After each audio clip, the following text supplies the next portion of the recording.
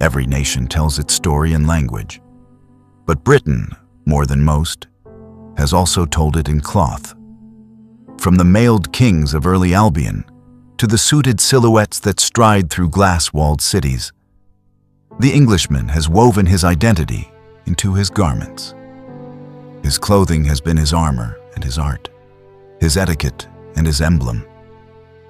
It has marked his station, his belief, his rebellion, and above all, his sense of measure.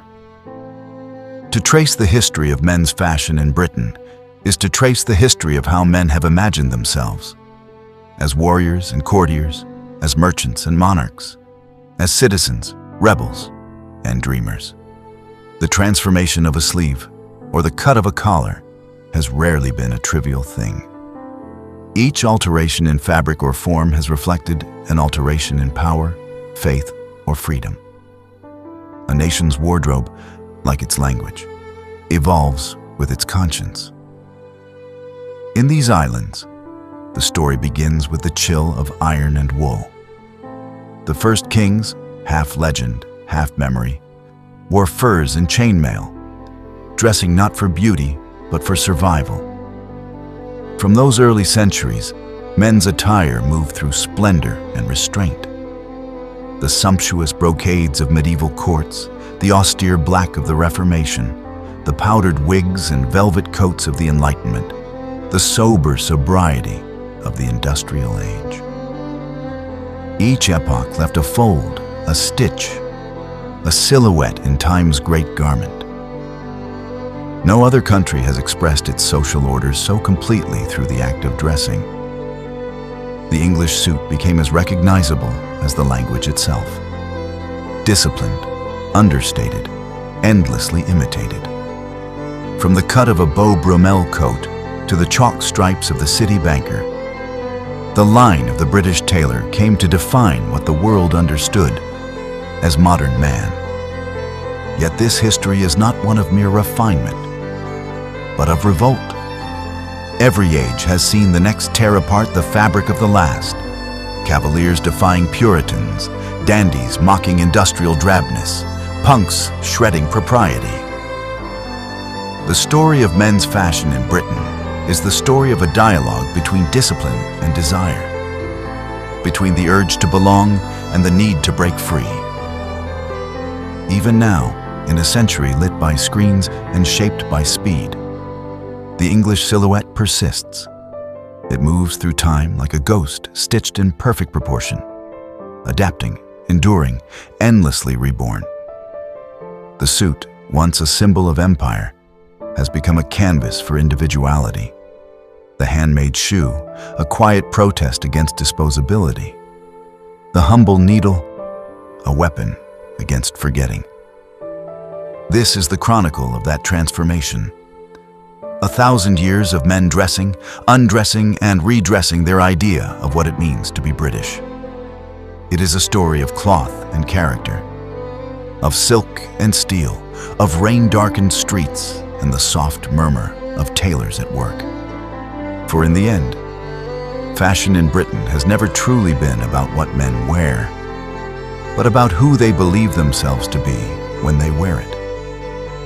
Before the measured hum of looms and the whisper of silk, before the mirror and the tailor's chalk, there was the wind over Britain, raw, cold, and constant.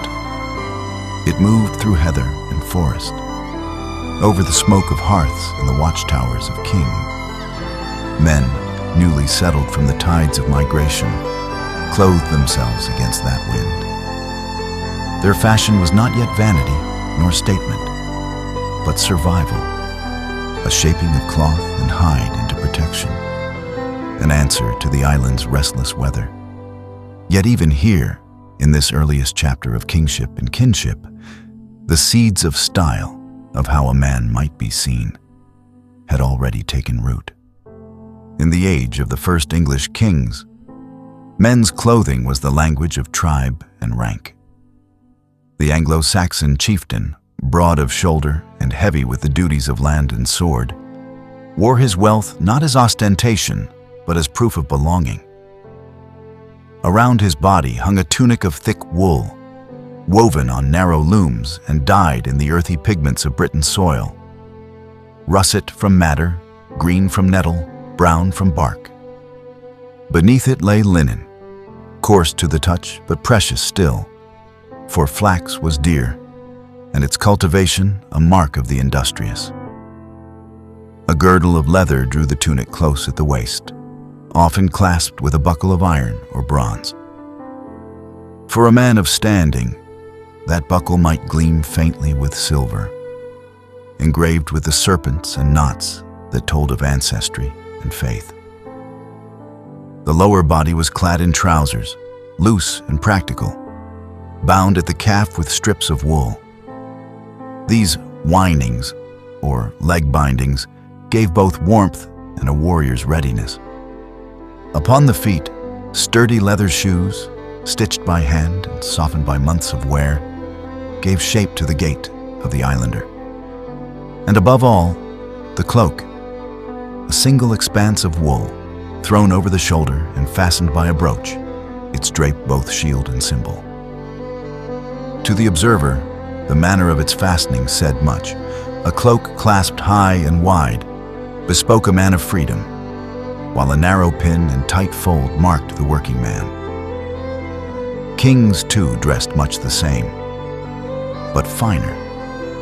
The difference lay not in form, but in finish.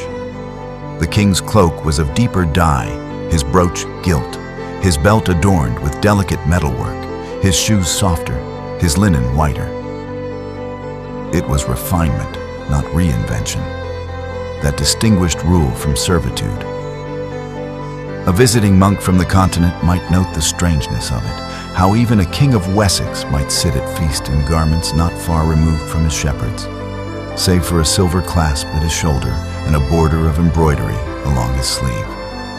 There was beauty in such restraint. The Anglo-Saxon world believed in order, in hierarchy made visible, but it expressed that belief in texture and subtlety, not excess. A man's cloak might show his kin's colors, but never eclipse the humility demanded by the church. Gold was for relics, not for raiment. Yet even as bishops preached modesty, vanity crept quietly into needlework and thread. On the cuffs of nobles' tunics, fine woven patterns began to appear. Small, geometric reminders that even within piety, pride persisted. By the time Alfred of Wessex dreamed of uniting his fractious island, men's clothing had already become a quiet vocabulary of allegiance. Warriors wore belts tooled with Christian crosses beside runic charms, a fusion of old gods and new order. Monks in dark habits looked upon them disapprovingly, yet the very weave of the cloth, more complex, more deliberate, spoke of a civilization threading itself together. And then came the Normans. When William crossed the Channel in 1066, he brought not only soldiers, but tailors, craftsmen who had studied the cuts of Flanders and France. In their hands, the English tunic grew shorter, the cloak tighter, the cut more deliberate. The Norman knight's attire was designed for movement, for the stirrup and the charge. Beneath chainmail, he wore a padded gambeson, and beneath that, fine linen to guard the skin. Over his armor, a surcoat fell in colored folds, bearing the blazon of his house. The battlefield had become a spectacle, and with it, the language of dress gained new vocabulary. Surcoats, tabards, heraldic hues. The new rulers brought a new sense of symmetry. No longer content with the draped simplicity of their Saxon forebears, the Norman gentry favored fitted garments that announced discipline and refinement. The doublet, a short, close-fitting jacket, began to appear among those who could afford it. Sleeves, once plain, grew narrower at the wrist. Buttons, small marvels of craft, arrived from the continent and multiplied across cuffs and collars. The common man, however, still dressed in the rhythm of his forefathers. Wool tunic, hose, leather girdle. But even among peasants, a change was stirring. The influence of the court seeped downward like dye through cloth. In towns where merchants bartered and masons built, the sight of a better-cut tunic or a colored hood signaled aspiration. Men began to care, subtly, silently, about how cloth fell upon the shoulder, about whether their shoes bore a curve or square toe. By the 12th century, Britain's male attire had taken on new grace. The nobility wore long robes with girdles that defined the waist. Their cloaks, now often lined with fur, trailed in deliberate majesty. The poorer sort imitated as best they could, adopting longer hems or colored edging when fortune allowed. The act of dressing was no longer mere necessity. It was a performance of identity. A serf's brown tunic told of soil and duty. A burgess's green coat hinted at trade. A knight's scarlet surcoat blazed like his banner. And yet, through all the centuries of conquest and conversion, one constant endured: the British man's dialogue with fabric and function. Each fold of cloth, each clasp of metal, each thread dyed in root or bark spoke of climate, class, and conviction. He dressed not to impress but to exist, and in that existence, unknowing, he laid the foundation for 1,000 years of evolving elegance. The centuries after the conquest ripened Britain into a realm of contrasts. Stone castles and mud-walled villages, velvet and thatch, ceremony and hunger. Across that landscape, men's clothing began to mirror the hierarchy of feudal life with new precision. The tunic, once a universal shape, now divided into degrees of elegance. The lord's robe swept the floor in folds of damask and fur, while the villain's hem stopped at the knee, coarse and untrimmed. What had once been the shared uniform of survival became, in the span of a few reigns, a theater of status. Within the high halls of Plantagenet England, men learned to dress not only for warmth or modesty, but for spectacle. The court of Henry II glimmered faintly with imported silks and foreign dyes, spoils of trade with Italy and the East. Merchants of London brought bolts of cloth from Flanders, fine as spiderweb, dyed in royal purples and indigos unseen in Britain's native wools. Nobles, ever eager to display their station, embraced this palette like painters with a new set of brushes. They laced their sleeves with ribbons, lined their cloaks with miniver and squirrel fur, and fastened their collars with enameled brooches that caught the candlelight. Yet even amid such splendor, austerity lingered. The church frowned upon excess. Sermons thundered against vanity, warning that the devil lurked in the mirror and the tailor's shears. And so the Englishmen learned the art of discreet display. Wealth shone through quality rather than glitter. The finest cloth was often the most subtly woven. The purest linen gleamed white without ornament. In this quiet refinement, the roots of English taste, restraint as sophistication, first took hold. By the 13th century, the knightly class had transformed clothing into a language of honor. On feast days and tournaments, their garments echoed the heraldry of the field. A knight rode in surcoat and mantle stitched with the same device as his shield. A lion rampant, a cross, a chevron of gold. Even his attendants bore livery in matching colors, so that the household became a moving emblem of loyalty. The shaping of these garments grew ever more skilled. Tailors began to cut cloth to the human form rather than drape it, marking the first true tailoring in Europe. The result was dignity made visible.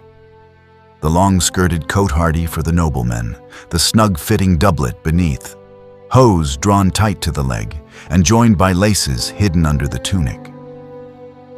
Footwear followed fashion's march. The pointed shoe called the poulain appeared, first modestly curved, then absurdly elongated as vanity sharpened its tip. It was said that some courtiers' shoes grew so long and they had to be tied to the knee with a chain to allow walking. The church again protested, but the shape endured.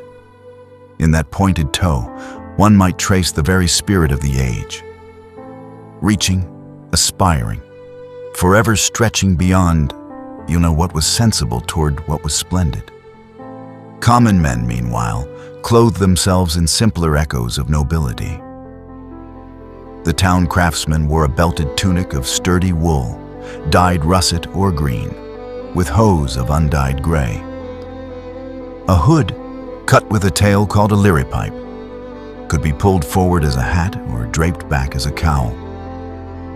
It was both warmth and modest decoration, and soon became as English as the rain. The farmer's coat was rougher, its seams stitched thick, but the silhouette, the long torso, the belted waist, the hooded head, remained constant across class and county. Only texture and tone divided lord from laborer. In winter, every man prized his cloak. The noble's was lined with fox or ermine, trimmed with a band of contrasting fur. The peasant's was simple wool, fastened with a wooden toggle. But both bore the same gesture, a drape across the shoulder, an instinct older than conquest. Even the highest courtier, wrapped in his perfumed finery, still folded his cloak against the same wind that once chilled the Saxon shepherd. As the 13th century deepened, England's growing wealth brought a quiet revolution to its wardrobes. The rise of the merchant class introduced a new ideal of respectability.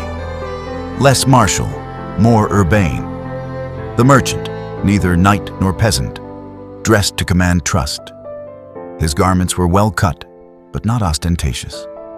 A short tunic of dyed wool, a hooded mantle, a soft leather girdle bearing a purse instead of a sword. For the first time, clothing expressed profession rather than lineage.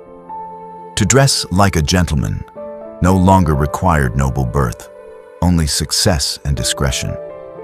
Meanwhile, in the castles of Edward I and Edward III, courtly fashion became a spectacle of grace. The cote-hardie clung close to the torso, fastening down the front with rows of gleaming buttons, an innovation newly possible with the arrival of small cast metal fasteners from the continent. Sleeves grew tight, emphasizing a lean masculine silhouette, while the skirts of the garment flared below the hips in elegant symmetry. The look was proud, controlled, and faintly romantic, a reflection of the chivalric ideal itself. Knights returned from France and Flanders carrying new tastes, slashed fabrics revealing bright linings beneath, patterned hose, girdles heavy with silverwork. In Westminster and York, tailors studied these novelties, and soon English workmanship matched any in Europe. The line of a nobleman's coat became as deliberate as the masonry of his hall. Each pleat, each seam, the mark of an ordered mind. And yet, amid these refinements, the practical persisted.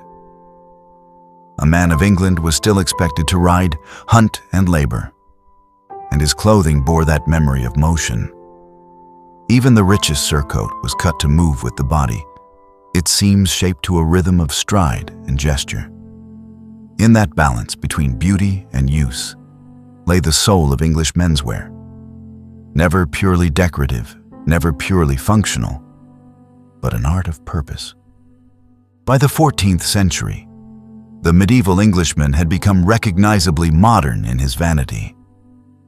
Mirrors appeared more commonly, and portraits began to record not only faces, but fashions. At court, men scented their garments with herbs. They debated colors and trimmings as avidly as they once discussed heraldry. And as the Black Death reshaped the nation, wealth shifted. Survivors inherited lands, trades, and the right to dress above their former station. Suddenly, the streets of London teemed with men in short, fashionable tunics once reserved for gentry. Their legs sheathed in bright hose, their caps tipped with feathers. It was a time of contradiction. The world mourned and prospered at once. Tailors stitched through plague and prayer, and each stitch drew England further from the simplicity of its past. The man of the 14th century looked at his reflection and saw not just a worker or a warrior, but an individual, one defined by cut, by color, by choice. And though he could not yet name it, he had discovered the essence of fashion, the art of becoming through what one wears. The 14th century waned in a wash of plague, war, and change. Britain, though battered, stood reborn, its people leaner, its lands rearranged, its spirit sharpened by survival. As the new century opened, a different kind of ambition swept across the island. The knightly code still glittered in legend, but chivalry's steel had dulled. The power of the sword yielded to that of gold, trade, and courtly favor. And as men's fortunes shifted, so too did their fabrics. No longer did the Englishman dress only for duty. He now dressed for presence, for the gaze of others, for the mirrored approval of the court. The 15th century would give him every reason to do so. The coat hardy evolved into the doublet, that close-fitting jacket that would shape the masculine form for centuries to come. Where once cloth draped, now it sculpted. The English tailor had learned the art of control, of cutting wool to trace the human body like armor of softness. The doublet hugged the chest and tapered to a narrow waist, fastened with buttons or laces. Beneath it, a padded lining lent the impression of broad shoulders and a proud stance. Above it, a short cloak or mantle fell just below the elbow, trimmed in fur or silk, depending on wealth. It was in this age that fashion became self-conscious, reflective, even philosophical. Men no longer borrowed their silhouettes wholly from function or faith. They began to experiment. In the courts of Henry IV and Henry V, the length of one's tunic or the width of one's sleeve became subjects of law. Sumptuary acts, issued in anxious rhythm, attempted to tether fashion to rank. Velvet and ermine for dukes, satin for knights, plain wool for the common man. Yet every proclamation bred rebellion. Merchants draped themselves in forbidden colors, apprentices wore their masters' cast-off finery, and even squires found ways to imitate the cut of a nobleman's coat. The true battleground was not in armor, but in attire. A sleeve too long, a neckline too daring, a hose too bright. All could be acts of defiance, declarations of selfhood in a rigid world. And so, out of these small rebellions, individuality was born. By the mid-15th century, England's wardrobe had grown splendid beyond precedent. The Wars of the Roses may have painted the land in blood, but its courts glittered in silk and fur. The houppelande, a voluminous robe with wide sleeves and a belted waist, became the mark of dignity. Its folds swept the ground in generous rhythm, its collar high, its neckline sometimes slit to reveal the fine linen beneath. Nobles wore it in deep crimsons and blues, scholars and clerks in sober browns, wealthy merchants in shades of mulberry and green. Its sleeves, at first wide and wing-like, gradually narrowed, marking the transition from medieval drape to Renaissance structure. The houppelande was more than garment. It was philosophy made fabric, a statement that life itself was ceremony. To move in such robes was to acknowledge one's place in the hierarchy of heaven and crown. And yet, as ever, English pragmatism whispered beneath the grandeur. When the day's work demanded mobility, the robe was cast aside for the doublet and hose, garments that allowed the limbs to breathe and the man to stride. In London's bustling alleys, a different silhouette emerged, that of the tradesman, neatly clad in short tunic and girdle. his hose of sturdy wool, his cap tilted at a practical angle. The new urban classes dressed not for battle or harvest, but for negotiation and respectability. They preferred shorter coats, easier to move in, and muted tones that suggested diligence and self-control. Here began the English instinct for understatement. The idea that a man's virtue might be measured in the quiet dignity of his clothes. Meanwhile, across the Channel, the Italian Renaissance shimmered into being, and its influence drifted northward like a perfume. Foreign merchants brought news of padded shoulders, slashed sleeves revealing glimpses of contrasting fabric, and the art of fine tailoring as practiced in Florence and Milan.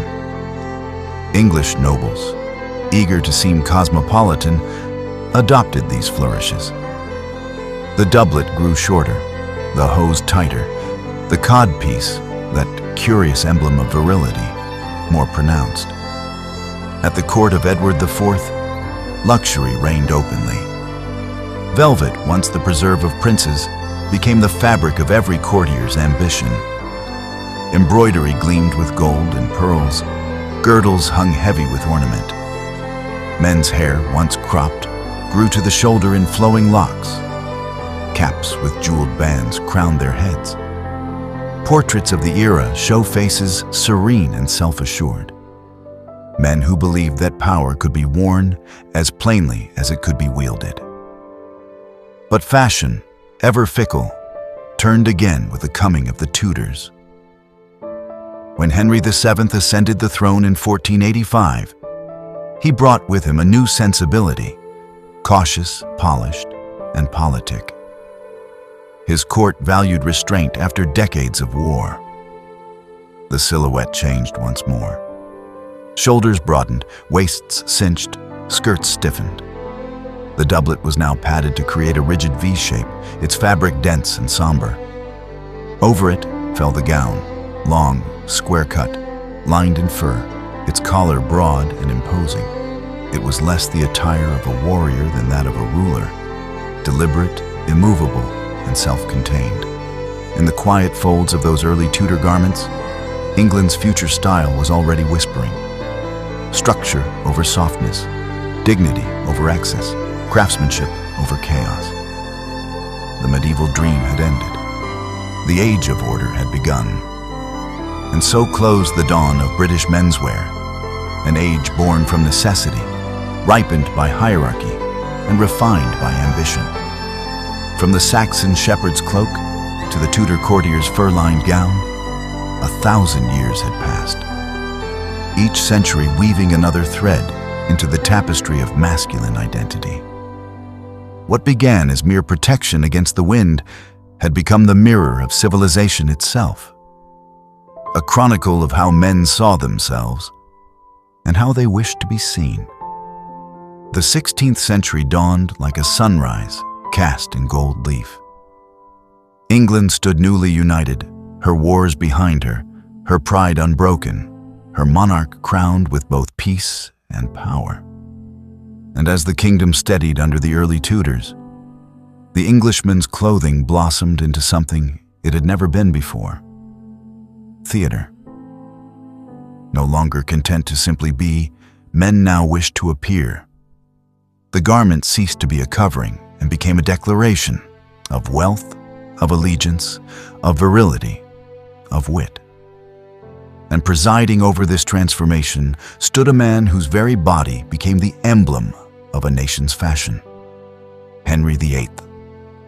Henry's frame was vast, a figure of appetite and authority, and he dressed to magnify it. His doublets were padded until his chest resembled a fortress, his sleeves ballooned with silk, his collars framed his face like banners of state. He turned dressing into monarchy. To behold the king was to read England's power in velvet and ermine. The Tudor palette was deep and regal, crimsons, golds, black satin burnished to a metallic sheen. Cloth of gold and cloth of silver, once reserved for coronations, became daily wear for those permitted by law. Even the sumptuary statutes that forbade commoners from such luxury seemed mere theater. Courtiers disobeyed them as deftly as they might a subtle jest. Under Henry's reign, the male silhouette achieved an unprecedented geometry. Broad shoulders, tapered waist, short skirt, and codpiece thrust boldly forward. A declaration of both virility and command. The codpiece, initially a modest covering between divided hose, grew over the decades into an emblem of pride, exaggerated until it became almost absurd. To wear it was to proclaim not merely masculinity, but dominance.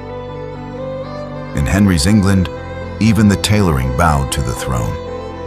Around the court, nobles competed in grandeur. Sleeves were slashed to reveal the costly fabric beneath. Doublets were quilted, embroidered, and ornamented with jewels. Gowns, long, fur-lined, and square-cut, draped over shoulders like miniature thrones. To dress richly was not vanity, but duty. One must reflect the magnificence of the realm. Yet beneath this pageantry ran another current, the precision of English craftsmanship. Tailors, embroiderers, and mercers thrived in London's narrow streets, forming guilds that guarded their trade secrets. The cut of a doublet or the set of a sleeve became as much an art as painting. The Englishman, though dressed in foreign silks and Italian velvets, began to develop a national aesthetic. Strong, symmetrical, disciplined. The Tudor garment, though splendid, always obeyed a sense of measure. And then came the Queen. Elizabeth I transformed the court's fashion into a stage of intellect and illusion. Her courtiers followed suit, dressing not merely to display, but to perform. The Elizabethan gentleman became an artist of self-presentation. A scholar, a poet, a soldier, and a peacock in one. The silhouette evolved. The doublet lengthened into a pointed waist, the sleeves narrowed and stiffened. The ruff blossomed at the neck like a frozen halo of lace. Beneath this structure, the male body appeared poised, almost sculptural, the embodiment of Renaissance control. For the first time, men's fashion became consciously aesthetic, a language of grace and wit. Courtiers like Sir Walter Raleigh and Sir Philip Sidney cultivated elegance as moral virtue. To dress beautifully was to think beautifully. The fabrics shimmered with symbolism. White for purity, black for intellect, crimson for courage. Even the choice of a ribbon's shade could whisper allegiance or desire. The ruff, that fragile crown of linen and lace, encapsulated the spirit of the age. It demanded patience, precision, and vanity. Stiffened with starch and wired into perfect circles, it framed the face like a work of art. To maintain it required time, servants, and wealth. To wear it gracefully required posture and pride. In its perfection lay both splendor and folly, the two eternal threads of English fashion. As trade with the New World and the East expanded, so too did England's material palette. Silks from Italy, velvets from Spain, satins from the Levant. The Elizabethan wardrobe was a map of empire yet to be. Men wore hose of silk so fine they shone like water, doublets embroidered with pomegranates and vines, and cloaks lined in contrasting hues. Even the simplest gentleman of the Inns of Court dressed as though he might at any moment be called upon to appear before his queen. But as the 17th century dawned, splendor met its shadow. The death of Elizabeth and the arrival of James I brought a subtler refinement. The new king, more scholar than soldier, preferred comfort to display. The doublet softened, padding diminished. The great ruffs relaxed into falling collars, cascades of lace or linen that framed the shoulders with elegance rather than rigidity. the silhouette eased into something almost modern. Less armor, more apparel.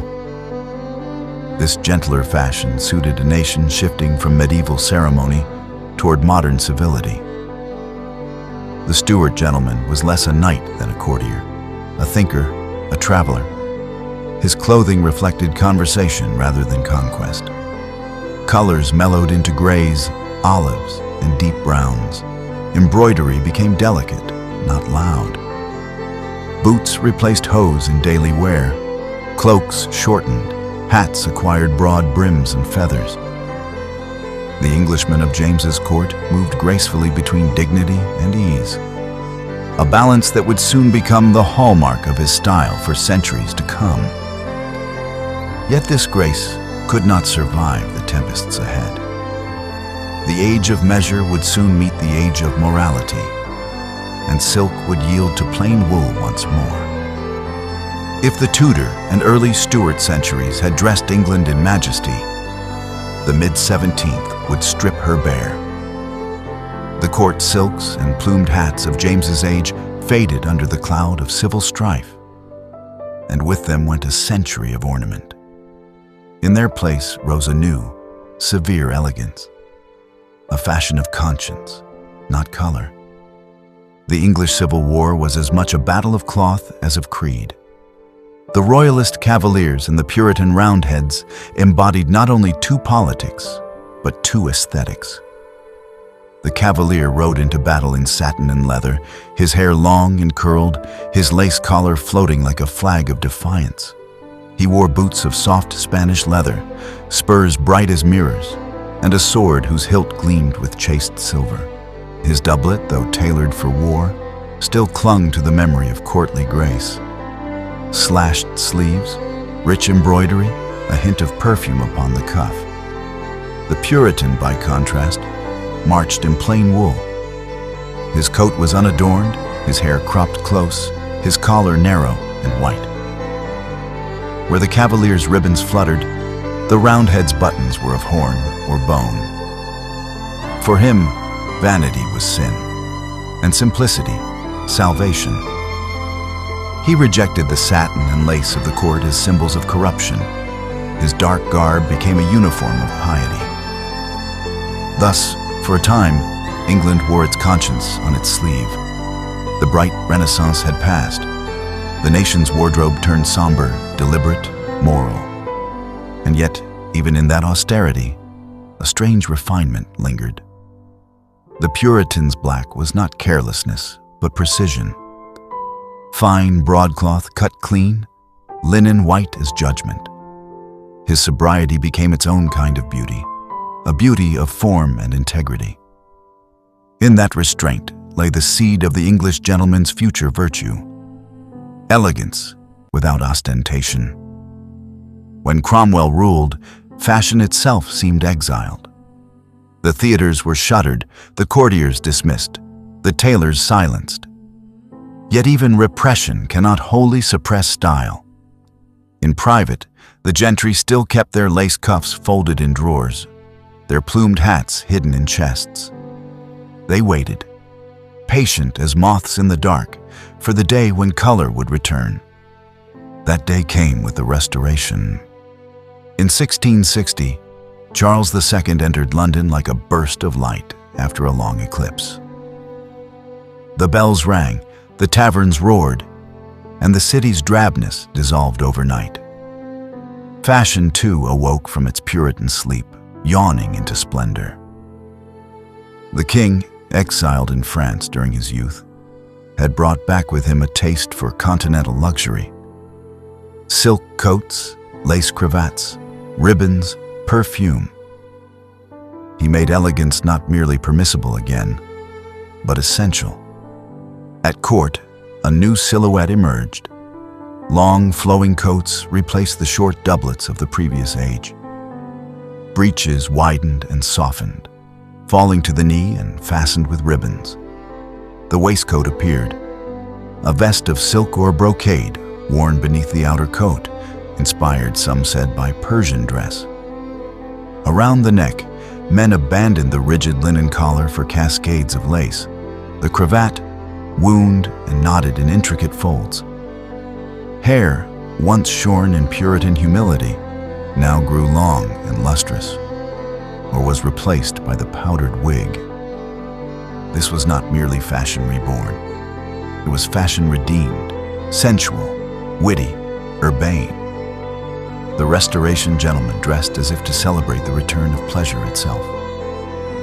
Samuel Pepys wrote in his diary of new coats, new wigs, new gloves scented with ambergris. Theaters reopened, taverns filled, and with every cup of wine, another ribbon found its way onto a sleeve or hat. Yet beneath the frivolity, there was a craftsmanship of the highest order. The English tailor had become a master sculptor of cloth. The long coat, the forerunner of the modern frock coat, was cut with mathematical precision. Narrow at the waist, broad at the shoulder, its skirts flaring elegantly to the knee. It gave the wearer a stature both graceful and commanding. The waistcoat beneath offered color and texture. Gold brocade, cherry satin, pale blue silk. Breeches, trimmed with lace or embroidery, completed the harmony. The Restoration was also the age of the periwig, the grand flowing wig of curled horsehair that crowned the gentleman's head like a lion's mane. It was a symbol of virility and authority, adopted from the French court, but soon made English in proportion and temperament. Judges, lords, and poets alike wore it. Even the most austere clergymen eventually followed.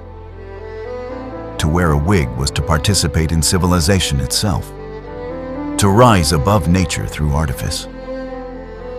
The palette of men's clothing, once so dark under Puritan rule, now shimmered again.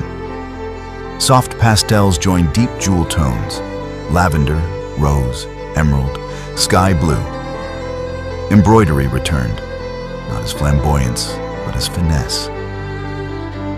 Delicate patterns tracing cuffs and lapels, subtle as conversation. And yet, amidst all this splendor, English restraint remained.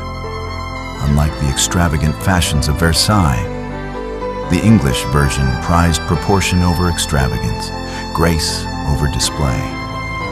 The coffee houses of London became the new stage of this elegance. There, merchants and philosophers, poets and politicians all gathered, each a study in measured finery. Their coats might be of sober gray or navy, but their waistcoats glimmered faintly with silk. Their wigs, carefully powdered, gave an air of dignity to debate. Fashion had moved from the palace to the public square. By the century's end, the Englishman had perfected a new image. Composed, rational, impeccably dressed. The Restoration had given him confidence. The Puritan Era had taught him discipline. And together, they forged a style that was at once expressive and contained. The coat, waistcoat, and breeches, that triad which would define men's fashion for the next 100 years, had taken their final form. He no longer needed gold to appear noble. The cut of his coat sufficed.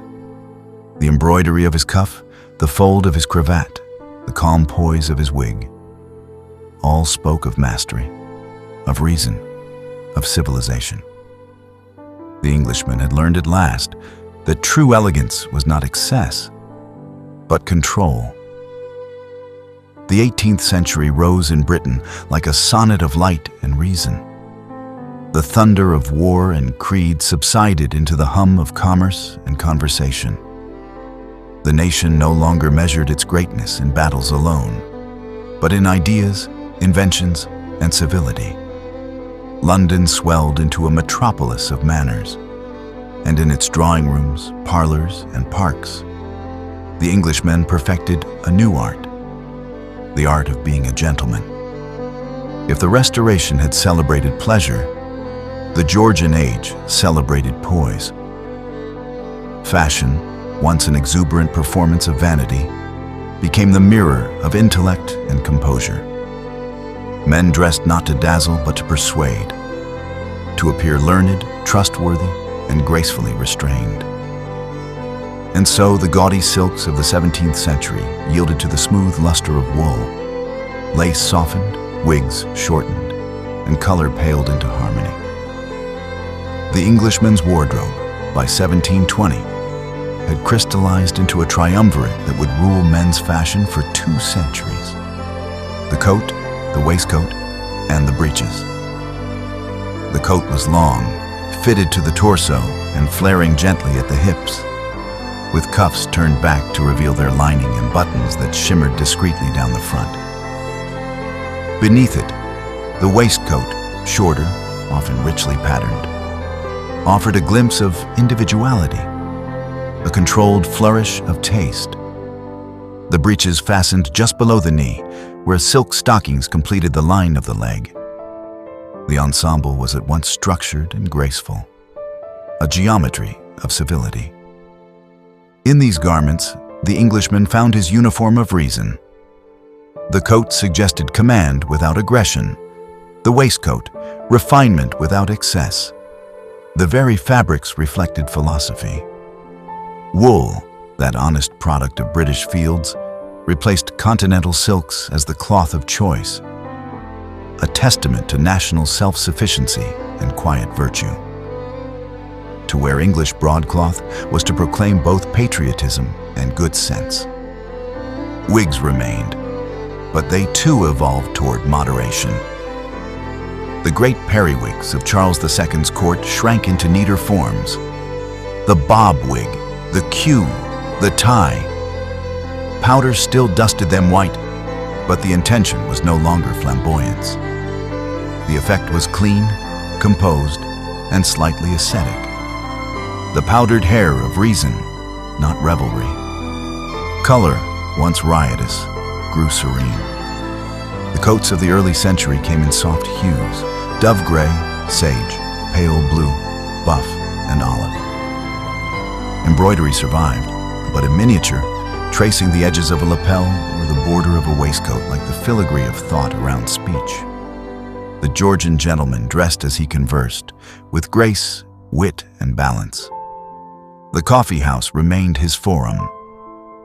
In those candlelit chambers off Fleet Street and Covent Garden, merchants and philosophers gathered in coats of sober cloth, their hands gloved, their wigs tied neatly at the nape. They spoke of trade, of Newton, of Locke, of liberty and empire.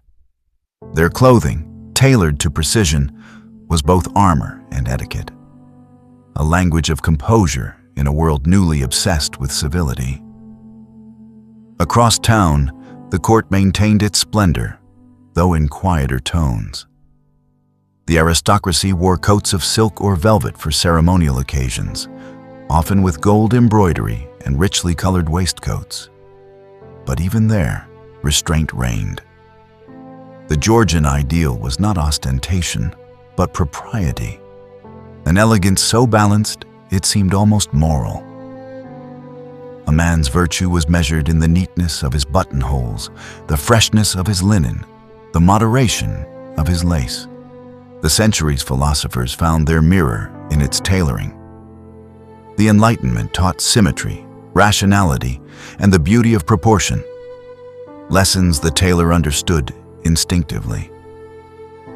The line of a well-cut coat, the measured taper of a sleeve, the perfect angle of a collar. These were geometry applied to grace. The body itself became a map of reason, its adornment a visible argument for self-control. But even in this polite world, vanity found its way. Among the young and the fashionable, the macaroni appeared, that curious hybrid of wit and extravagance. The macaroni was an English gentleman who had traveled abroad, particularly to Italy, and returned with foreign affectations. Tight coats, tiny hats, enormous wigs, and elaborate waistcoats. He minced through London in canary yellow breeches and delicate lace, scandalizing the sober citizens of St. James's. To some, he was ridiculous. To others, avant-garde. Yet even in mockery, he represented England's growing sophistication, a nation confident enough to parody its own refinement. By mid-century, the English tailor had surpassed all rivals. Paris might still dictate the grandest fashions, but London defined modernity. The cut of the English coat, its clean line, its natural drape, its modest decoration, became the envy of Europe. Gentlemen from Vienna to Philadelphia ordered their garments in the English style, and the phrase itself became shorthand for balance and taste. The Enlightenment had done its quiet work. Men no longer dressed to display divine favor or royal allegiance, but to manifest character. The Englishman's coat was now his philosophy, measured, modest, precise. Even the man of letters, Samuel Johnson, with his rumpled wig and snuff-stained waistcoat, adhered to the code of dignity. To be unkempt was not rebellion, but eccentricity. And even eccentricity wore its own refinement. In the countryside, meanwhile, a parallel elegance flourished. The landed gentry, those stewards of rural England, cultivated a style of plain yet perfect tailoring. Riding coats of fine drab wool, boots of polished leather, waistcoats of buff or sage. Their fashion was born of practicality but elevated by taste. The prototype of the country gentleman, whose calm authority would define the next century's masculinity. By the 1770s, the English wardrobe had reached a kind of classical equilibrium. The silhouettes of men's clothing, coat, waistcoat, and breeches, were established so firmly that only detail could change them. And within those details, refinement reigned. The perfect cut of the lapel, the smooth fall of the stocking, the crisp whiteness of linen at the throat. To appear immaculate was not indulgence. It was a civic duty. Then, as the century waned, a quiet revolution stirred once more. Across the Channel, whispers of liberty and unrest reached English ears. The French, ever the arbiters of fashion, would soon trade silk for simplicity, lace for linen, courtly curls for cropped hair. And England, cautious, steady England, would listen. For beneath its powdered wigs and polished shoes, a new spirit was stirring. The modern idea of the self-made man. By the last decades of the 18th century, the world that had been so carefully balanced on reason began to tremble. Empires expanded, revolutions burned, and a new kind of man, less courtly, more self-made, began to define what it meant to be English. The powdered elegance of the Georgian salon seemed suddenly remote, a relic of a gentler time. Across the Channel, the French tore their finery to shreds in the name of equality. In England, the mood turned inward, reflective, sober, quietly national. It was in this crucible of change that modern men's fashion was born. The great shift began not with kings, but with cloth. The industrial looms of the North began to hum, spinning out vast quantities of wool, worsted, and cotton. English mills produced fabrics of unprecedented quality and consistency, and the tailor's art evolved to meet this precision. Where once color and embroidery had expressed taste, now it was cut that mattered. The line of the shoulder, the fall of the coat, the narrow grace of a well-fitted sleeve. London, now the beating heart of an industrial empire, also became the capital of understated style. The coffee houses gave way to clubs, Whites, Brookses, Boodles, where gentlemen debated politics, played cards, and inspected each other's coats with the scrutiny once reserved for poetry. Amid the smoke of cigars and the gleam of brass buttons, a quiet revolution in taste was taking place. The transformation found its prophet in George Bryan Beau Brummel, a young officer and wit whose influence on dress would outlast that of monarchs. Brummel, the son of a government clerk, rose not by title but by taste. His creed was simplicity, his religion precision. Where others wore lace, he wore linen. Where others powdered their hair, he washed it. Where others adorned themselves in gold and color, he appeared in immaculate sobriety. Navy coat, buff waistcoat, spotless white cravat. Brummel's genius was not invention, but refinement. He did not create new garments. He perfected existing ones. His tailoring was architectural, every seam measured, every fold deliberate. His coats, cut close to the body, sculpted the male form with mathematical purity. His trousers, replacing the knee breeches of previous centuries, were long, narrow, and of fine wool, pressed to a sharp crease. His boots gleamed like mirrors. His linen shone like virtue. To be seen unbuttoned, untied, or unpolished was to risk exile from polite society. In Brummel's world, cleanliness became the new luxury. The rituals of his toilette were legend.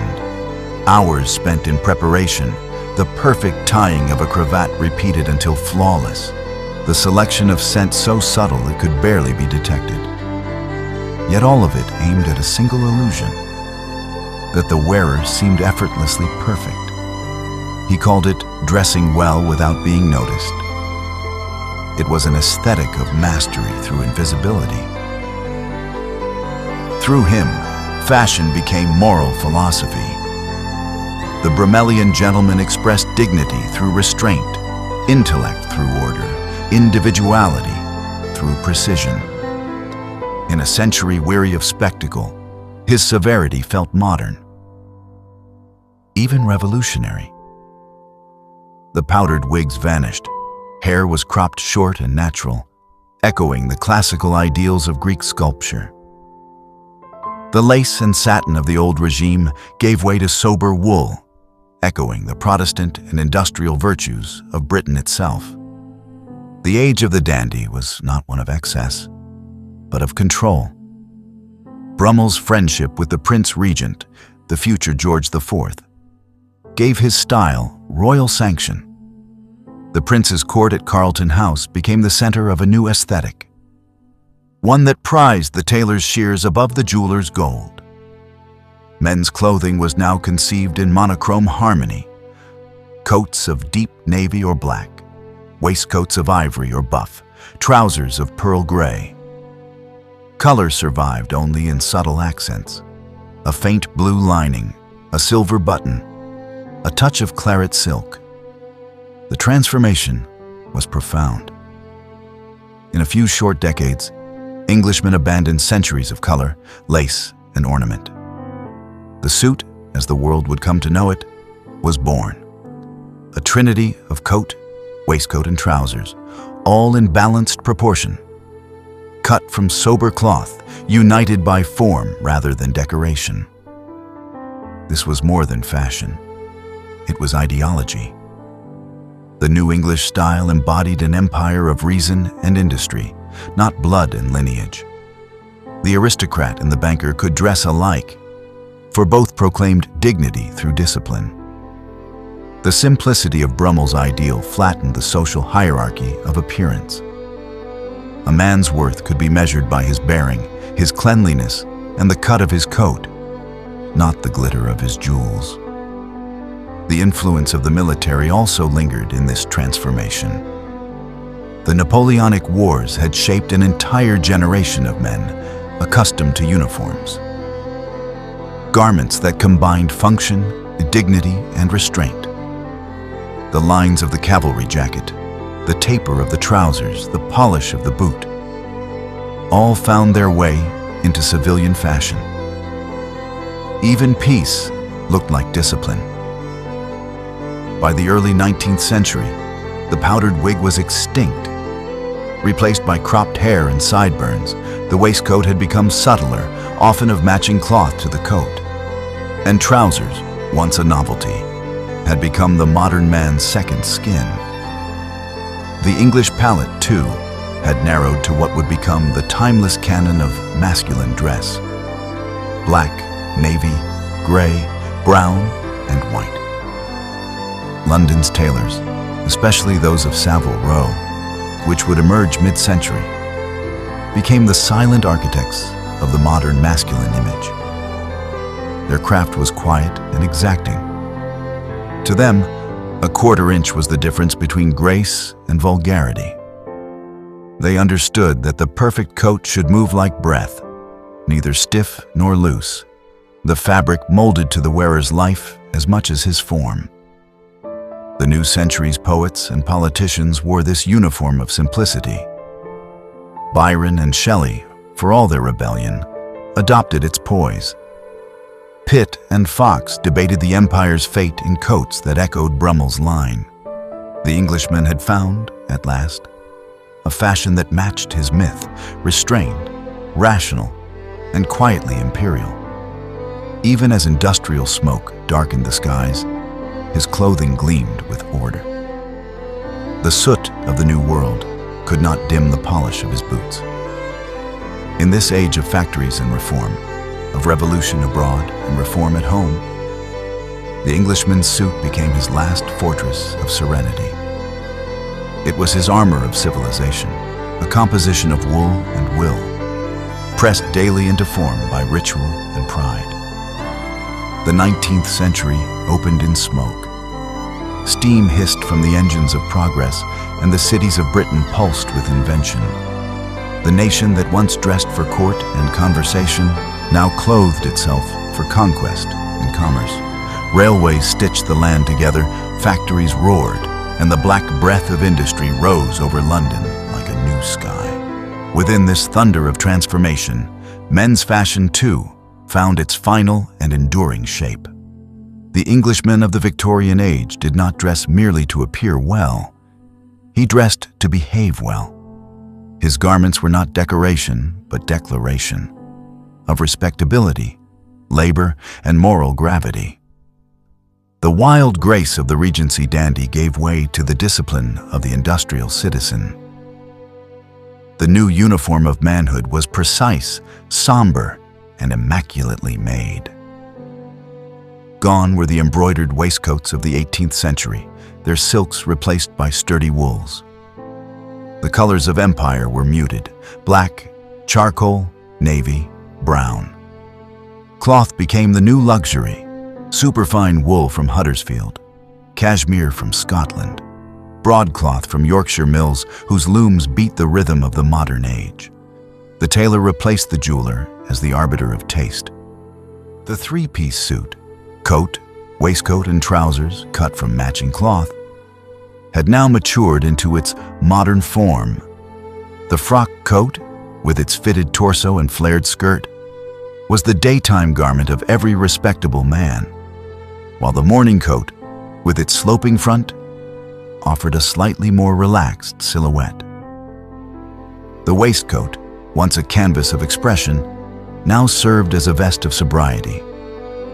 The trousers, long and sharply creased, spoke of efficiency and composure. At the heart of this transformation was Savile Row, the quiet street in Mayfair where London's finest tailors set up shop. There, the art of the cut reached its zenith. Each garment was measured and hand-stitched to the individual. Every shoulder line, lapel, and cuff was calibrated to suggest control without stiffness. To wear a Savile Row suit was to embody civilization itself, an elegance so precise it seemed moral. The Englishman's wardrobe became his discipline. He woke, washed, and dressed as though donning a creed. The stiff, starched collar framed his jaw like a symbol of resolve. His tie, narrow, knotted with care, was both restraint and signature. His boots, polished to a mirror sheen, reflected not vanity, but vigilance. A speck of dust, a loose thread, an unbuttoned cuff, any of these could betray moral disorder. In this way, clothing became conduct. The black coat was not merely practical, it was virtuous. In the shadow of industrial power, England clothed its conscience in wool. Respectability was the new nobility, and cleanliness the new chivalry. The city clerk, the banker, the barrister, each dressed as though he were a knight of commerce, his armor sewn by the tailor's hand. The Victorian ideal of manhood fused work and worth. A man's suit had to express his seriousness, his reliability, his unshakable sense of purpose. Even the aristocrat, once radiant in velvet and lace, adopted the somberness of the bourgeoisie. The black coat was democratic. It allowed lord and clerk alike to appear equal before the laws of propriety. But the empire was vast, and its climates many. As Britain's dominion stretched from the chill of Canada to the glare of India, fashion adapted to the map.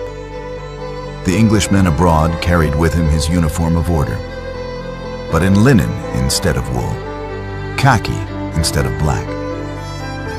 Thus were born the colonial suits, lightweight, pale, and practical, yet cut with the same precision as those of London. The pith helmet, the white drill coat, the neatly tied cravat in the heat of Bombay or Cairo, all proclaimed the same message: that civilization, wherever it went, would remain buttoned and composed. Meanwhile, in the heart of England, the city replaced the countryside as the stage of life. The rural gentleman's tweeds, once a mark of landed ease, became the weekend attire of the urban elite. The Norfolk jacket, with its belt and pleats, and the checked wool of the tweed suit, symbolized leisure, controlled, structured, and thoroughly masculine. Even relaxation required a uniform. In the drawing rooms of Mayfair, another kind of refinement evolved. The evening suit, known as black tie, emerged as the elegant descendant of the frock coat. The dinner jacket, shorter, sleeker, and worn with a black bow tie, offered formality tempered with modernity. To enter a dining room in proper evening dress was to step into a ritual of composure, a ceremony of self-restraint. The Victorian man was not allowed flamboyance, but within his narrow palette, he found subtlety. The gloss of a lapel, the whisper of a pocket watch chain, the discreet gleam of a cufflink. His was the art of invisible perfection, a refinement so complete it left no trace of effort. This age also elevated grooming to moral necessity. The beard, once unfashionable, returned as the symbol of virtue and vigor. Great statesmen, Palmerston, Gladstone, Disraeli, wore beards that seemed to embody authority itself. To shave completely was almost a feat. To neglect the beard was barbarous. Even hair became a manifesto, orderly, brushed, disciplined. In the portraits of the time, one sees the empire dressed in self-belief. Bankers and engineers, explorers and scholars, all wear the same expression of calm assurance, framed by the same black wool. The British suit became the fabric of modern power, exported to colonies and copied by nations. To dress like an Englishman was to aspire to stability, precision, and control. Yet beneath the starch and shadow, subtle revolutions stirred. By the late century, new technologies of manufacture, sewing machines, steam presses, ready-made garments began to democratize style. The middle classes could now afford what once belonged to the elite. The tailor's art, though still supreme on Savile Row, found its echo in factory-made clothing sold in shops across Britain. Fashion, once exclusive, had become national. And as Queen Victoria's reign stretched into its twilight, the suit too evolved toward modernity. The sack suit, softer and looser, began to replace the rigid frock coat for daily wear. Its lines were simpler, its comfort greater. The silhouette of the modern businessman, straight, dark, and understated. emerged fully formed. Thus, by the century's end, the Englishman had achieved what the ancients could not. A fashion so restrained, it transcended time. His suit was not a costume, but a constant. The perfect equilibrium between individuality and conformity, pride and humility.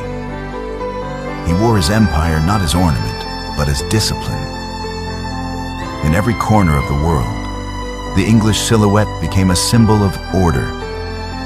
From the officers of the Raj to the clerks of London, from diplomats in white linen to miners in dark tweed, all shared in a single creed: that a man's decency could be measured in the press of his trousers and the polish of his boots. And so the 19th century closed, in soot and splendor, in commerce and conscience, with the Englishman immaculate at its heart, his suit immaculate armor against the chaos of change.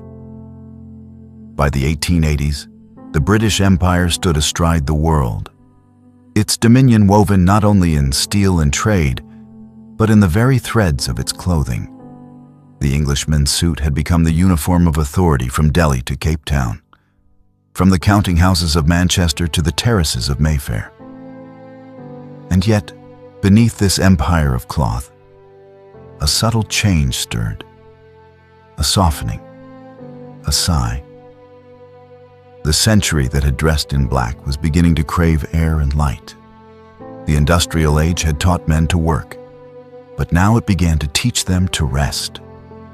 Trains and bicycles, seaside holidays, and country weekends expanded the boundaries of leisure. With them came new garments, looser and lighter, suited not to the boardroom or the pulpit, but to the breeze and the field. The Norfolk jacket, once a practical shooting coat, became a symbol of outdoor vigor, belted, pleated, and cut for motion. Paired with knickerbockers or +4s, it spoke of healthy exertion and aristocratic ease. Tweed, rough and honest, replaced fine broadcloth for country wear. Its earthy patterns echoed the landscapes of Scotland and Yorkshire. Where once every coat had been black, the hills now shimmered with greens, browns, and heathers, the colors of freedom. Even the city began to relax its starch. The sack suit, imported from America but perfected in England, abandoned the cinched waist and flared skirt of the frock coat. It hung straighter, simpler, and more comfortable. The garment of a modern man who walked to his office rather than being driven.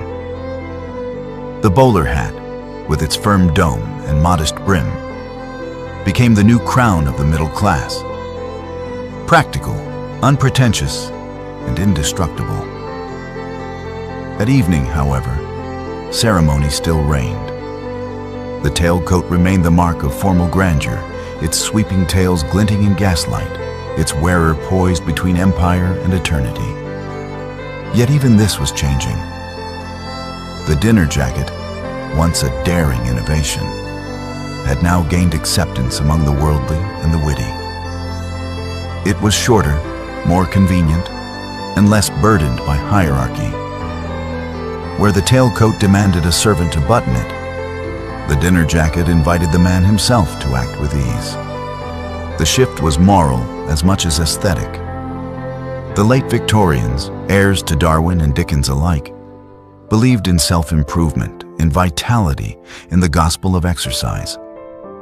Men were expected to cultivate the body as they did the mind.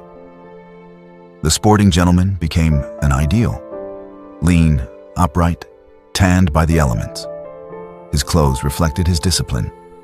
Flannel trousers for tennis, striped blazers for rowing, woolen jerseys for cycling. These were not costumes of vanity, but uniforms of sincerity. Proof that the modern man could be both industrious and alive. Nowhere was this duality clearer than in the figure of King Edward VII, who, even before ascending the throne in 1901, had set the tone for an age of sociable elegance. Unlike his austere mother, Victoria, Edward loved pleasure and conversation. dining, and dressing. He softened the rigidity of men's fashion without ever diminishing its dignity. Under his influence, the Edwardian style emerged. Fuller in cut, warmer in color, more human in spirit. The morning coat, with its curved front and long tails, became the mark of refined daytime dress. Its lines were graceful, its form dignified, yet not severe. Waistcoats bloomed again in subtle hues, cream, pale blue, or patterned silk. Trousers lightened to gray or buff. And though black still reigned for evening, it was now worn with a wink of ease. The soft-fronted shirt, the butterfly bow tie, the boutonniere tucked into the lapel. The Edwardian man believed that refinement was not restraint, but rhythm, a harmony between comfort and correctness. His suits were cut to move with him, to stride through parks, to dance, to dine. Tailoring became a dialogue between motion and form. The art of drape, that gentle curve of cloth across the chest, gave the modern English suit its soul, structure with breadth, geometry with grace. The world, too, was breathing faster. The telephone, the motor car, electric light, all seemed to quicken time. The new century arrived not as a march, but as a rush. Men's clothing adapted with remarkable composure. The high collars softened, the fabrics lightened, the colors grew gentler. Cream linen, dove gray flannel, tan gabardine. These spoke of speed, leisure, and a confidence untouched by fear. Yet for all its elegance, the Edwardian age was haunted by its own perfection. Beneath its shining surface, change pressed at the seams. The empire, though immense, was restless.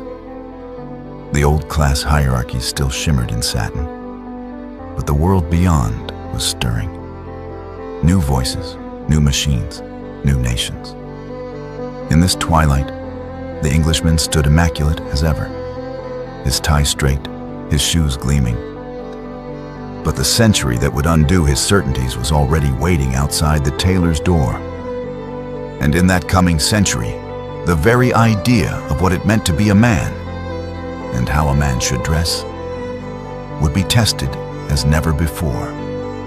When the 20th century arrived, it came not in silence, but in motion. The hum of engines, the growl of motor cars, the rhythm of machines. The Edwardian gentleman, still buttoned in his morning coat, still polished as a mirror, found himself suddenly outpaced by time. The age that had once moved at the pace of carriages now hurtled forward on rails and wheels. And with every new velocity, men's clothing loosened, lightened, adapted. The first years of the new century were a final golden hour of elegance. London, Paris, and New York still moved to the slow music of civility. The Englishman dressed for each hour, morning coat for day, tailcoat for night, tweed for country, flannel for sport. But beneath this ritual of correctness, something was shifting. A quiet impatience with ceremony, a yearning for simplicity. In 1914, the storm broke. The Great War changed everything. How men lived, how they thought, and how they dressed. The battlefield was the ultimate tailor. Cruel, pragmatic, efficient. The wool suit gave way to the khaki uniform, the silk cravat to the coarse woolen scarf. The tunic, with its stand collar and pockets, proved more useful than the frock coat. The sturdy boot more vital than the gleaming Oxford. Men who had once known fashion as ornament now learned it as necessity. From this furnace emerged a new silhouette.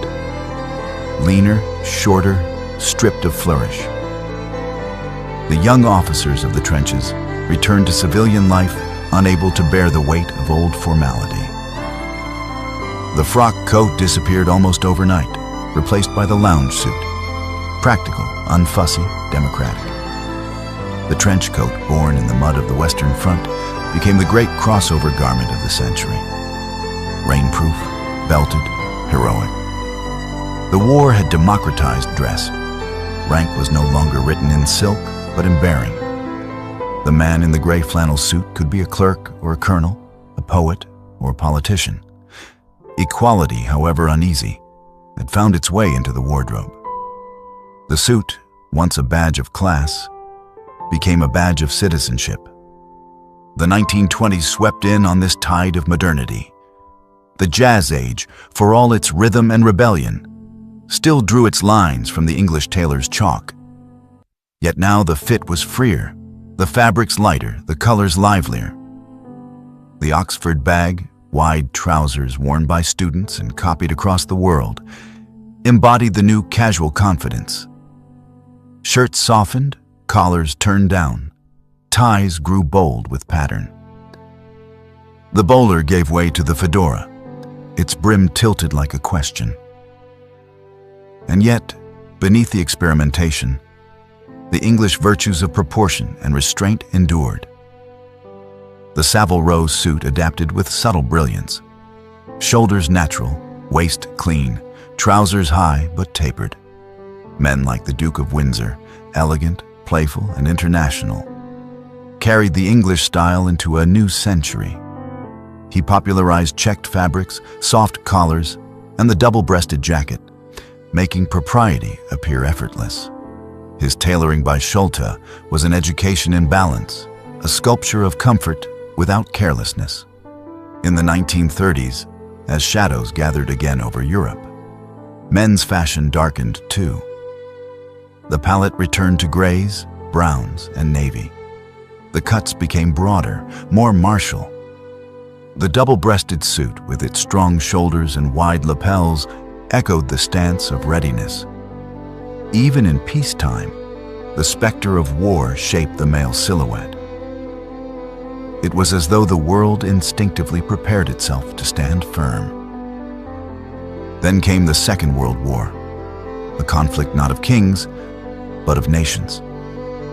Once again, fabric was rationed, and the suit, that icon of English civility, was pared down to its barest essence. Trousers lost their pleats, lapels narrowed, pockets were simplified. Utility became elegance. Make do and mend was not only a moral command, but an aesthetic one.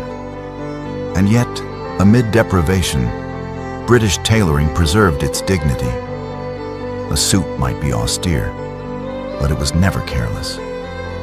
Even the soldiers returning home, weary and wounded, found in the act of dressing a kind of resurrection, a reassertion of control.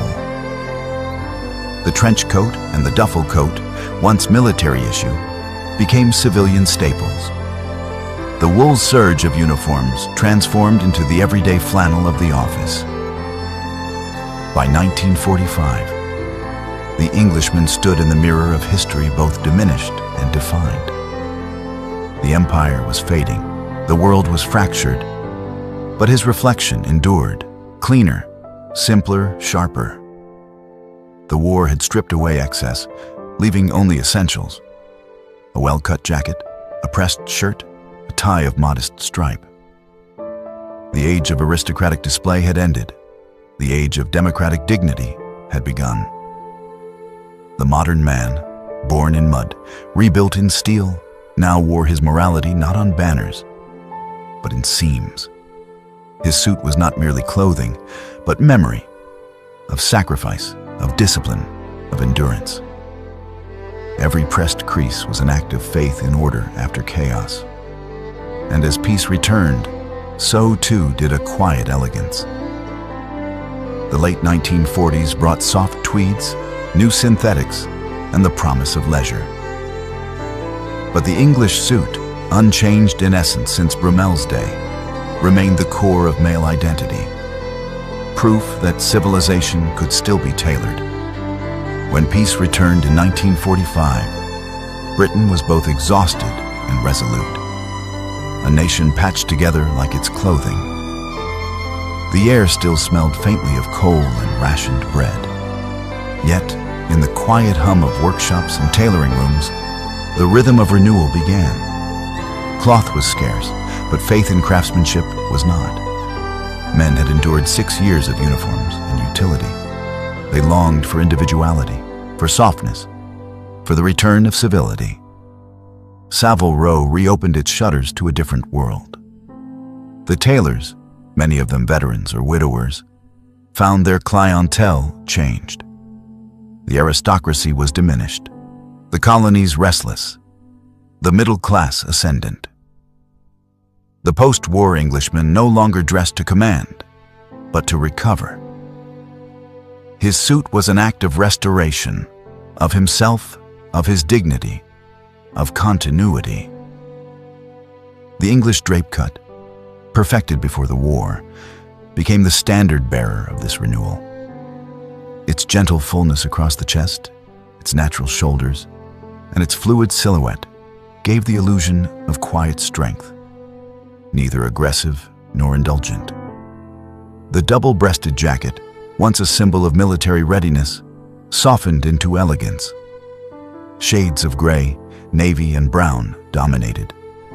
But within these limits, refinement flourished. The glint of a cufflink, the roll of a lapel, the perfect break of a trouser hem. Across the Atlantic, the Americans had discovered their own version of the English suit. Lighter, boxier, democratic. But it was in Britain that tailoring remained a craft, not an industry. Savile Row was still a temple, its corridors lined with chalk and silence. Apprentices learned the art of measurement as monks learn prayer, through repetition and reverence. A customer did not buy a suit, he entered into a covenant. And yet, beneath this composure, a new generation was stirring. The 1950s brought not only peace, but youth, a force no tailor could quite contain. The sons of war veterans, raised amid austerity, reached adolescence with impatience burning in their veins. To them, the gray flannel suit symbolized everything stale. Conformity, hierarchy, the weary voice of their fathers. In smoky dance halls and narrow streets, rebellion began with a hemline. The Teddy Boys, working-class youths inspired by Edwardian dandies, turned the language of Savile Row inside out. They wore long draped jackets with velvet collars, high-waisted trousers, and slicked-back hair, strutting like minor monarchs through the bombed-out suburbs. To the establishment, they looked absurd. To each other, divine. They were the first to understand that style could be protest, that fashion was power, even without wealth. Meanwhile, across London, the film studios and jazz clubs were cultivating another vision of English masculinity. Sleek, urbane, and detached. Men like Cary Grant, though American by birth, embodied a kind of transatlantic refinement drawn from British tailoring. The clean line, the perfect tie knot, the effortless gesture. Even as rationing lingered, the English suit became an export again, a symbol of discipline and discretion in a disordered world. By the early 1960s, the pendulum swung once more. The nation that had rebuilt itself in gray awoke to color.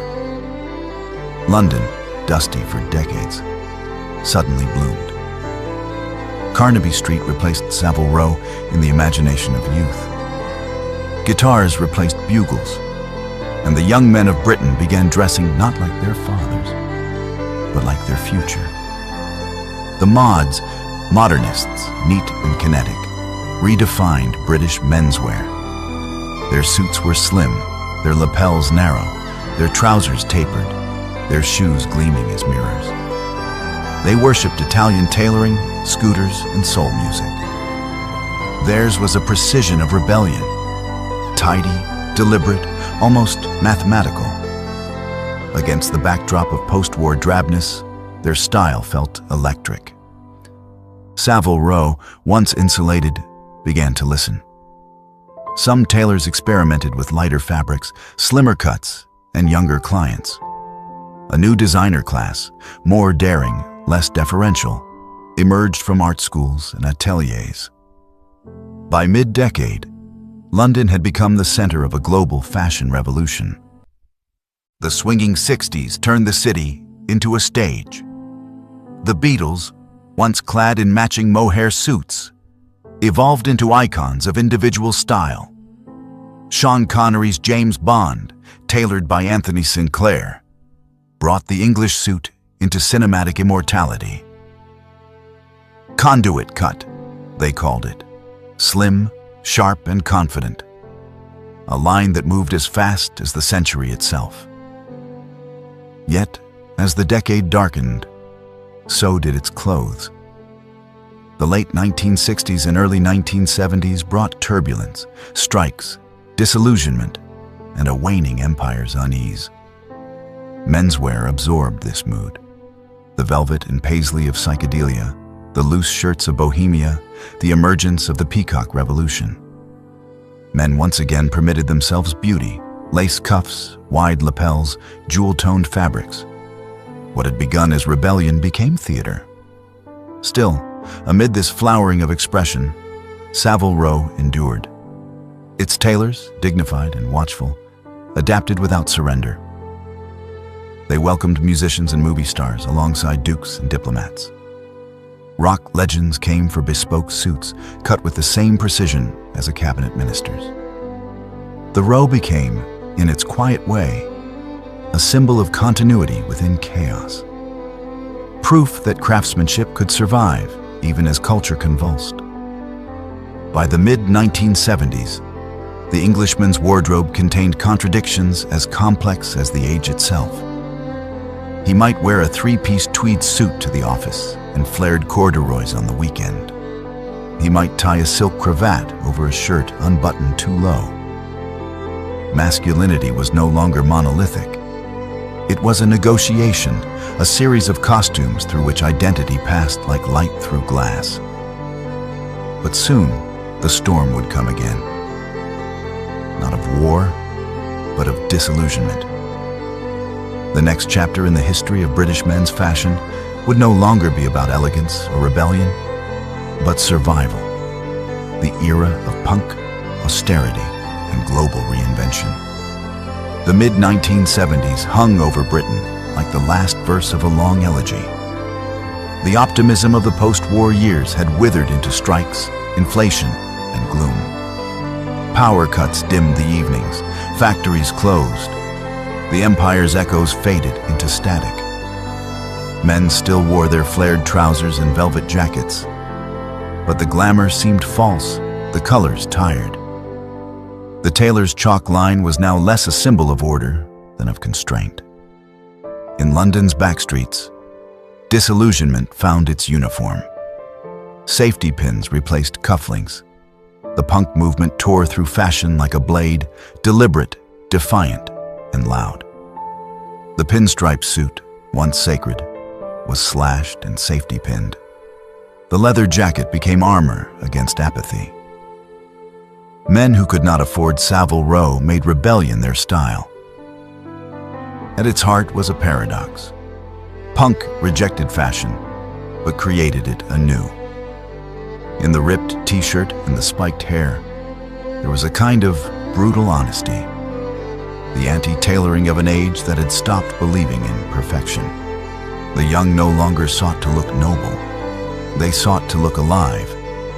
The shock was not only visual, it was moral, aesthetic, political. Punk declared that the body itself, scarred, angry, unrefined, was the new canvas. Fashion ceased to be a symbol of hierarchy and became a weapon of dissent. Britain, long accustomed to clothing as quiet dignity, now found itself dressed in noise. Savile Row, that venerable bastion of discretion, shuddered but did not fall. Its tailors tightened their lips and carried on measuring. For a time, they seemed ghosts in a world of neon. Yet even here, rebellion's energy seeped through the walls. Young designers, trained in tradition, but alive to the new century, began to imagine a different kind of elegance, one that could live after punk's explosion. Among them rose Vivienne Westwood, the architect of chaos herself, who took the codes of British tailoring and twisted them into satire.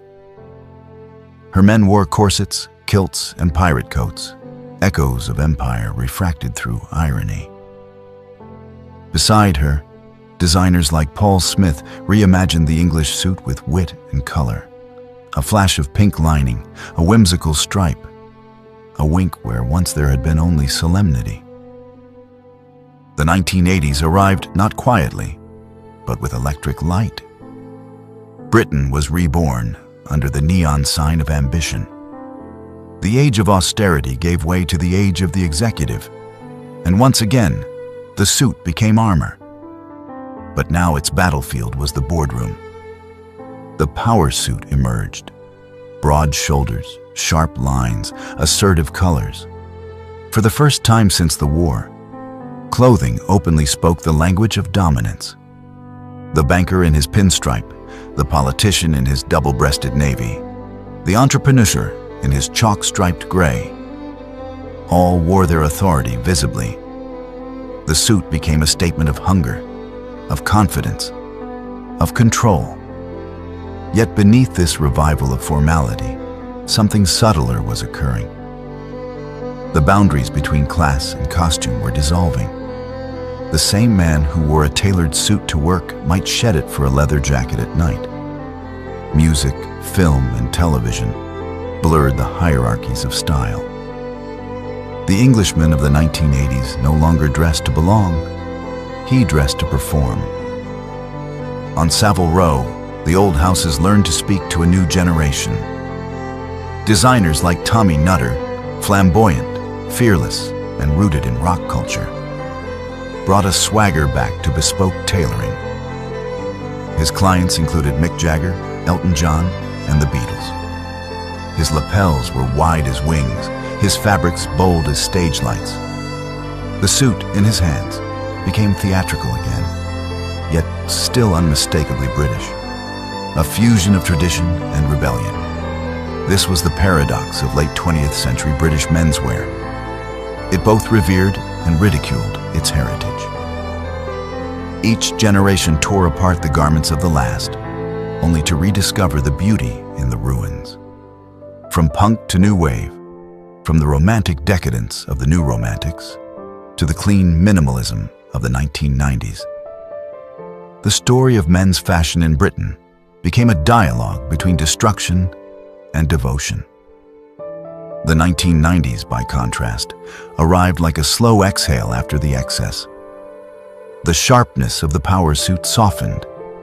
The loudness of rebellion quieted.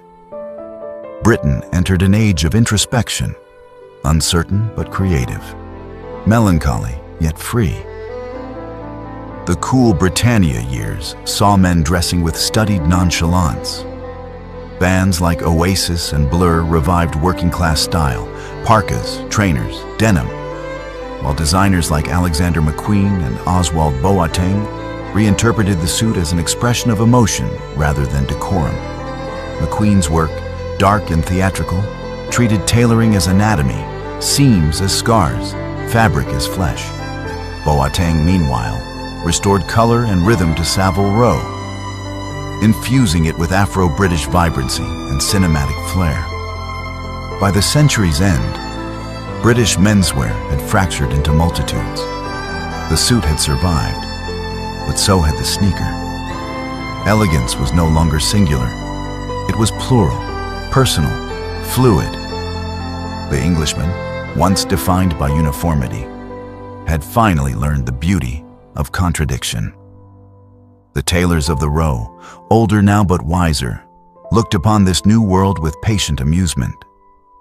They had seen kings fall and youth revolt, seen coats shorten and shoulders widen, seen elegance die and be reborn a dozen times. Through it all, they had kept stitching. For in the end, the essence of British menswear was never the cut of a lapel or the polish of a shoe, but the quiet continuity of craft, the belief that amid change, some things can still be measured, mended, and made to fit. The 21st century began not with a trumpet, but with a flicker. A millennium illuminated by screens. The old rhythms of the tailor's shears gave way to the pulse of technology, the glow of pixels, the global hum of commerce. And yet, in this new light, the English suit, that ancient silhouette of discipline and poise, still cast its shadow, long and unmistakable. At the turn of the century, the British man stood at a crossroads between formality and freedom. The 1990s had left him disillusioned with power and spectacle. What he desired now was authenticity. The boardroom arrogance of the past gave way to a quieter kind of elegance. Minimalist, slim, and precise. Designers such as Oswald Boateng, Paul Smith, and Alexander McQueen defined the early years with a renewed reverence for structure, cut, and individuality. Boateng, in particular, electrified Savile Row with his jewel-toned suits, purple, emerald, crimson, bringing rhythm and warmth to a tradition long frozen in gray. His tailoring was both classic and cinematic, a bridge between Mayfair and modernity. McQueen, ever the poet of darkness, treated tailoring as theater. His men's collections were processions of ghosts and warriors, Edwardian silhouettes reborn with razor precision. Through him, British fashion rediscovered the grandeur of emotion. The idea that a suit could express fear, defiance, or love as vividly as any painting. Meanwhile, Paul Smith, the quiet master of whimsy, taught a different lesson, that elegance could smile. His suits, deceptively simple on the outside, carried linings of riotous color within, a private rebellion hidden close to the heart. These were years of contradiction, the triumph of globalism and the ache of identity. Fast fashion exploded across the high streets. Clothes became cheaper, faster, more disposable. The suit, once an heirloom, now risked becoming a costume. And yet, in quiet corners of London, in the workshops of Anderson and Shepherd, Jeeves and Hawkes, Huntsman, and new voices like Tom Sweeney, the old rituals endured. Chalk, shears, and patience remained unchanged, even as the city above them rushed ever faster. By the 2000s, Britain's fashion scene had become an ecosystem of extremes. Streetwear surged, tailoring refined itself to near silence. Young men in hoodies and trainers walked the same pavements as executives in bespoke wool. The boundaries between high and low dissolved completely. A t-shirt could be worn beneath a tailored blazer. Trainers could accompany a tuxedo. What had once been heresy became habit. The digital age transformed style into conversation. Instagram replaced the mirror. Trends flickered across continents in seconds. The notion of a single English look fragmented into 1,000 reflections. Heritage beside avant-garde. Genderless beside traditional. Handcrafted beside algorithmic. And yet, amid this kaleidoscope, something enduring stirred, a renewed respect for craft. As the world drowned in fast fashion, the handmade suit became a kind of sanctuary, a symbol of permanence in a transient world. Young clients, many raised on digital abundance, began seeking out bespoke tailoring, not for status, but for meaning. A suit made by hand, they realized, was an act of patience, and patience had become rare. Sustainability became the new virtue. Tailors turned to organic wool, recycled linings, and transparent sourcing. The language of fashion shifted from luxury to responsibility. Even the great houses of Savile Row began opening their doors to collaboration and reinvention. Designers from across the world, Japanese, Nigerian, American, brought new eyes to the old English silhouette. The suit no longer belonged to Britain alone. It had become the lingua franca of global identity. Meanwhile, the culture of masculinity itself was transforming. The rigid codes that had governed men's dress for centuries began to soften, blur, and dissolve. The rise of gender fluidity and non-binary expression challenged the very idea of what menswear meant. On London's runways, models wore skirts with brogues, silk blouses with tailored trousers. The boundaries of beauty were redrawn with quiet boldness. This evolution was not a rejection of the past, but its continuation, the next verse in a centuries-long dialogue between discipline and desire. The Englishman of the 2020s was no longer bound by uniform, yet he still carried within him the ghost of the tailor's line, that instinct for proportion, that respect for fit, that yearning for balance amid chaos. The COVID-19 pandemic, too, left its mark. As offices emptied and streets fell silent, the suit faced what seemed its final reckoning. Men traded collars for sweatshirts, leather shoes for slippers. For months, fashion existed only from the waist up. A flicker on a webcam, a gesture through glass. But when the world reopened, something unexpected occurred. Men began to dress again, not for obligation, but for joy. The suit returned, not as armor, but as art. By the mid-2020s, British menswear had become a symphony of contradictions. On one street, a banker in navy worsted. On another, a student in thrifted tweed. On another still, a designer in silk and sneakers. The distinctions between class, age, and gender had melted into air. What remained, enduring, unmistakable, was the silhouette, the whisper of structure, the promise of craftsmanship, the rhythm of restraint. And so, after 1,000 years, the Englishman's wardrobe stands as both archive and prophecy, a living testament to how a nation has dreamed of itself in fabric and form. From the mailed kings of Wessex to the models of London Fashion Week, from the austere monks to the defiant punks, from Savile Row to the digital cloud, the thread has never broken, only changed its weave. The story of British men's fashion is not merely the story of clothes. It is the story of power and vulnerability, of identity and transformation, of a people learning again and again how to wear their time.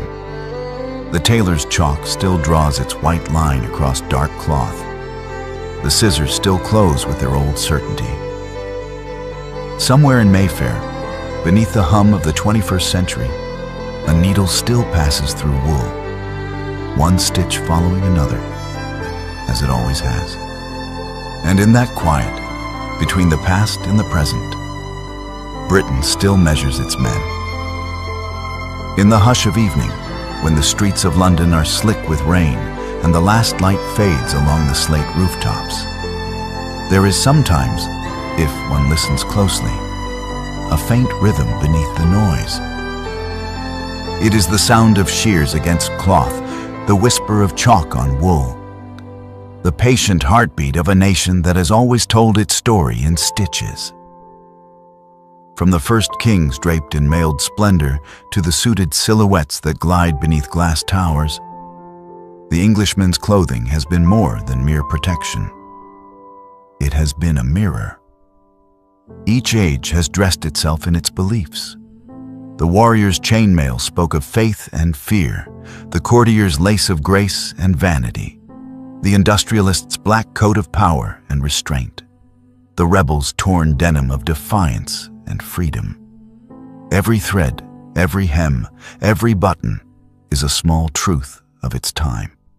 Yet through these centuries of upheaval, empire and war, austerity and abundance, the essential rhythm has endured. Measure, cut, stitch, press.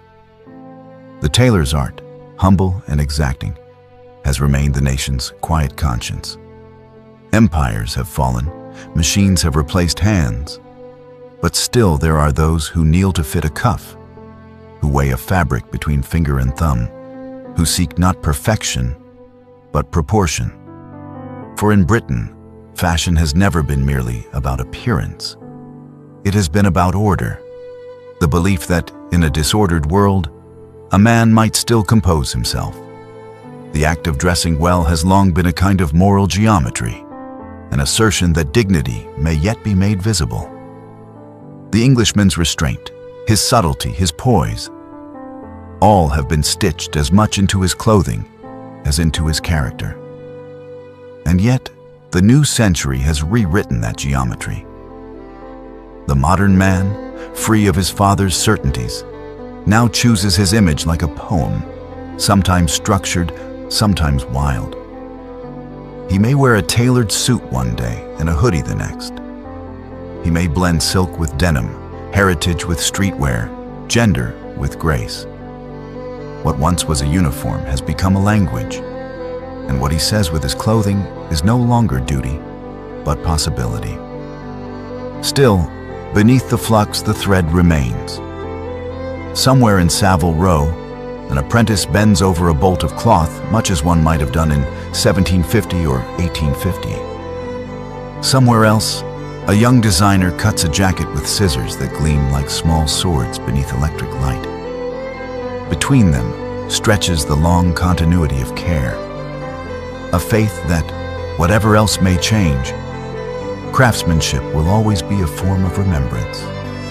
The Englishman, it might be said, has spent a millennium learning to dress his soul. His garments, from ermine to tweed, from leather to linen, have traced not only his history, but his evolution. From feudal lord to factory worker, from officer to artist, from subject to citizen.